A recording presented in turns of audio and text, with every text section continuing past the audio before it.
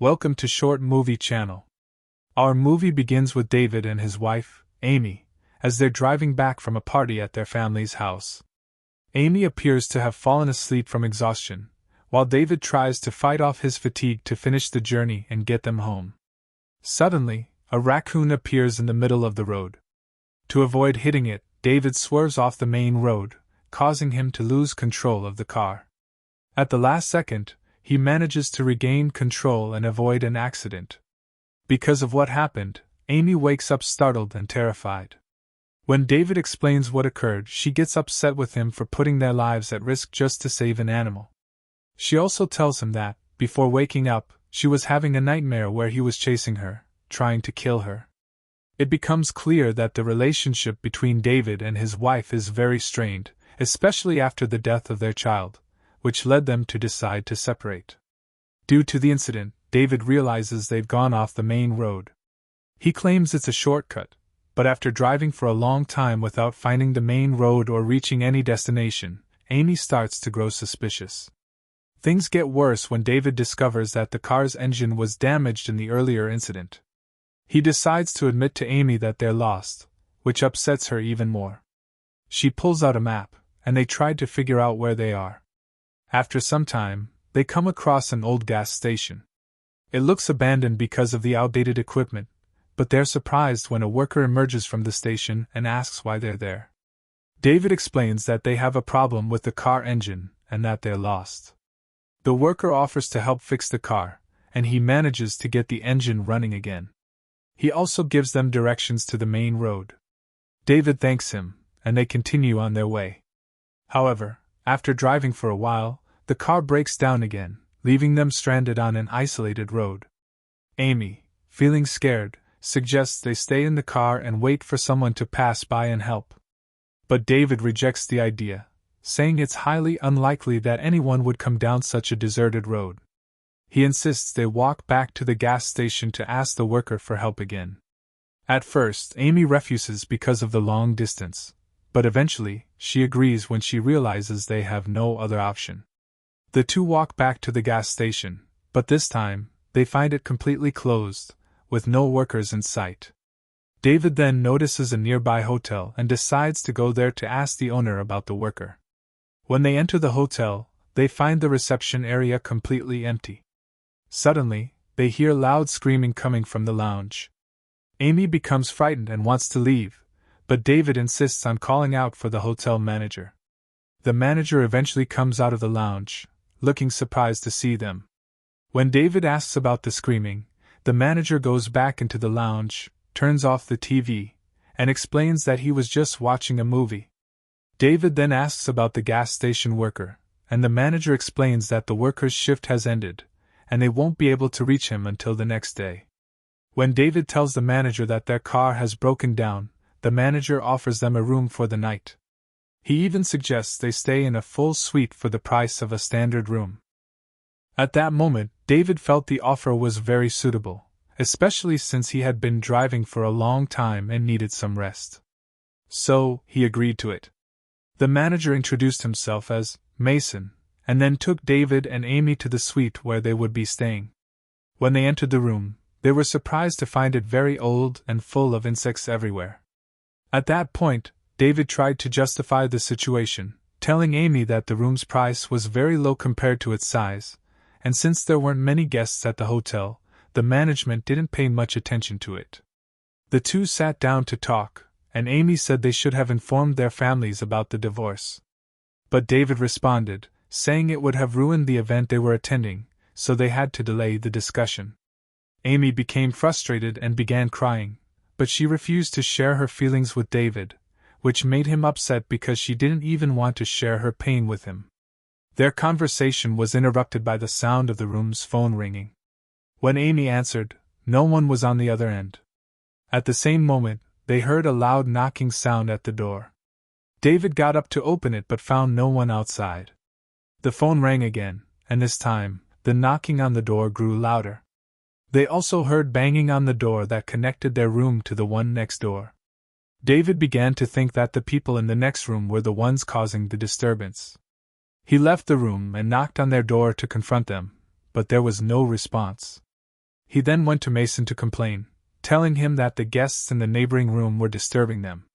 Mason, however, seemed confused and told him that there were no other guests in the hotel besides them. When David insisted on his claim, Mason suggested it might be a group of teenagers who sneaked into the hotel for fun.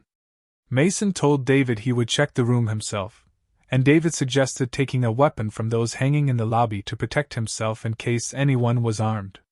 David returned to the room and assured Amy that Mason would handle the situation.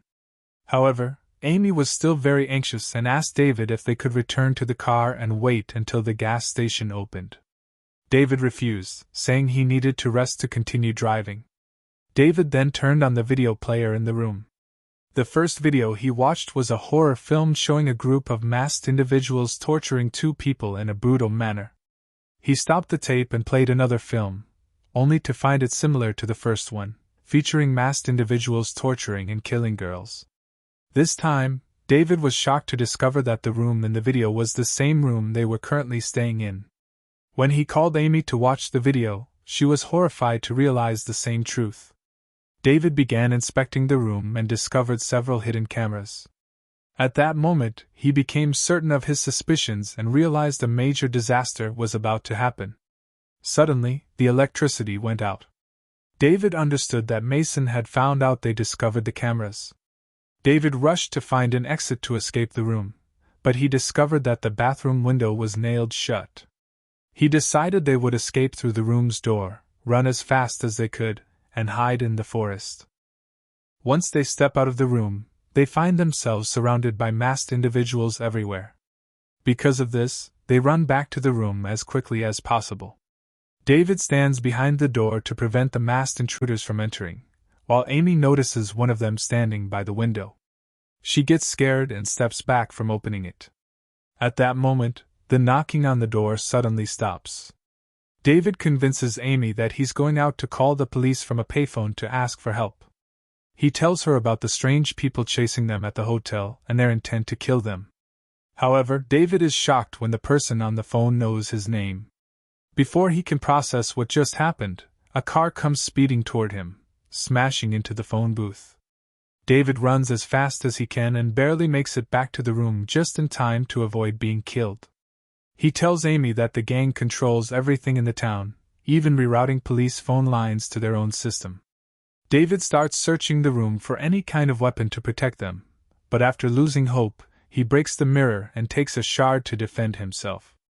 During this time, David covers all the surveillance cameras and tells Amy that all their movements and conversations are being monitored. He instructs her to speak in a very low voice so no one can hear them. He also explains that he watched the tapes in the room to look for the gang's weak points, but he uncovers something completely unexpected. David realizes that the gang members are suddenly appearing inside the room without using the door, which means there's another hidden entry point.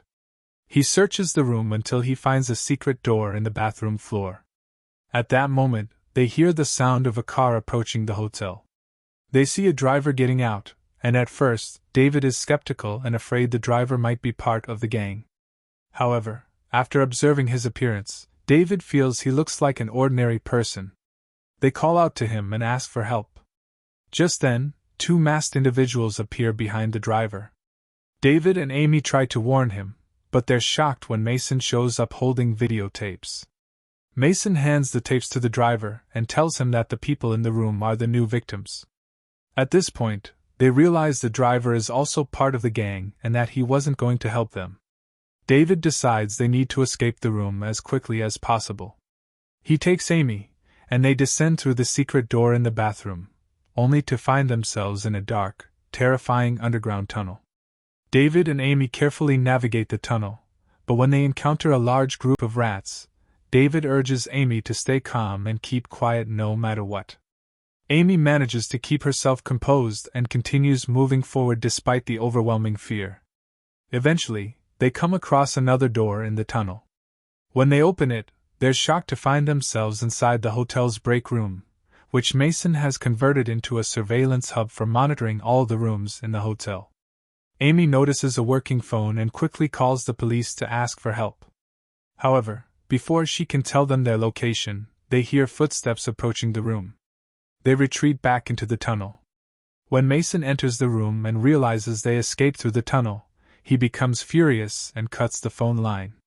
He orders 2 of the masked men to follow them into the tunnel and catch them. Meanwhile, David finds another gate in the tunnel. When he opens it, they discover they are now inside the gas station near the hotel. That's when they realize even the gas station attendant is part of the gang. Amy breaks down from everything that's happening.